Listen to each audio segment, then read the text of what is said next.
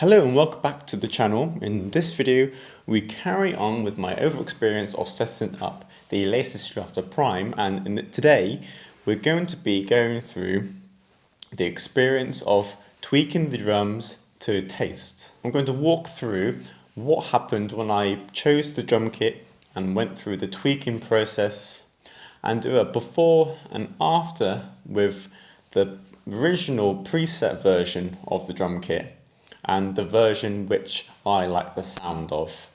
And I've not really gone too deep. I've just done a few little tweaks in there just to fine tune some things, because when you do open the preset, you do have each drum and cymbal with pre-made effects on them. So you have, for example, you might have an EQA and also a drive, but you can also add more, you can take them away, so it's really customizable to what you'd like. The main reason why we might want to mix it is due to the lack of outputs. You only have two outputs, hence why you've got a mega module, so you can do it within the box. You can pan it to the left and right. So in effect, you've got all of the channels within the module, so that sort of compensates for that lack of outputs. So without further ado, let me talk you through what I did. So the drums that I really liked the most without was the harder rock version. I've gone ahead and already taken off some of the reverb because I felt it was a bit too much to begin with. But this is what you get to begin with. Got kit volume, track volume, click volume, ambience volume, hi-hat bottom, whether you want a click or a side stick. What I recently discovered, which is amazing, was that the hi-hat bottom basically controls how washy the sound is. What I found with the preset was when it was on 0, it was like wasn't really what I liked. So I had to turn it up to 1052 or 53, something like that. So I can really hear a distinction between when the hi-hat was closed and when the hi-hat was open. So at this point, I'd go into, you could do two things. Look at the edit function, where you can actually change the actual drums that you've got, or the cymbals. We've got some pretty decent cymbals in here. They've sampled the Zildjian cymbals. I've only done a little bit of tweaking here and there. So I've like increased the dampening on the tom-toms because I felt they were a bit too fluffy. And basically I just went through just tweaking what I already had and changing some sounds if I wanted to. You can also adjust the mics. So let's say it goes to the China cymbal. Actually, let's go to the floor tom.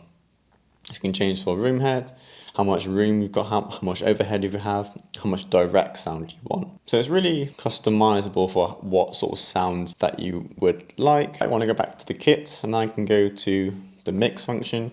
This is where you can select each one of, well, this is for the cymbals, this is for the drum mics. Here, for example, on Tom 4, this is what I was doing earlier on.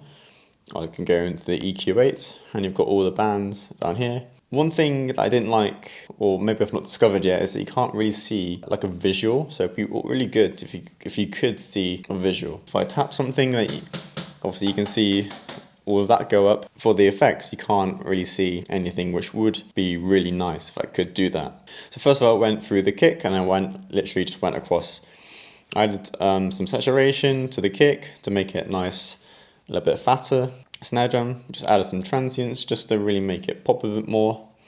And all the toms here, I've not really done an awful lot here. I've only just done effects on tom and tom 4, tom 3 and tom 4, just so it doesn't sound so wide and so big. So just some tweaking with what was already happening and some different changes to the processes that are happening to get different sounds. And then move on to the cymbal and mics. Again, it's a similar process. I just wanted to make sure that there wasn't a better sound that I could, or preferred sound that I could use for this type of drum kit. And here, I've not actually touched this yet.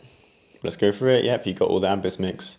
So this is where you can really change it. Sometimes for some of the kicks or snares or floor toms, I found there was a lot of tail at the end, but when you put everything together, when you actually play it, that sort of goes away. So you have to make sure that when you do tweak individual drums, that you're playing everything in context as well. So that's just a quick overview. It can be very, very easy to actually go through and do whatever the hell you want to do.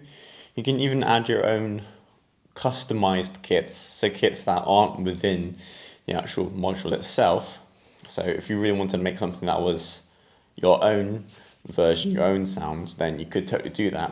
But if you don't have access to that, or have the time to think about that just yet, so it's time we see a before and after. So the before is going to be the original preset, and the after is going to be all the effects that I've done. I'm going to see if there's much of a difference.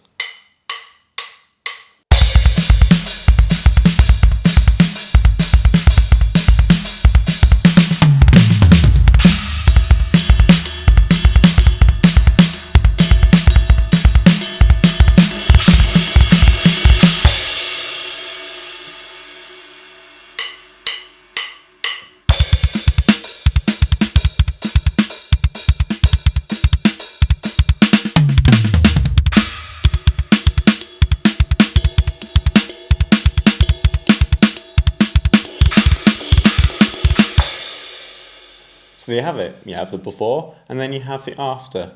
Whether it's an improvement is entirely subjective, but I personally prefer the second sound, which I created afterwards. And with that being said, this marks part 4, which is going to be the final part of this mini-series of me sharing my experience of setting up the entire kit of the Alesis Strata Prime. And don't forget, there's a link to my new drumming community which I've just launched. It's free to join and I'd love for you to check it out. Keep drumming.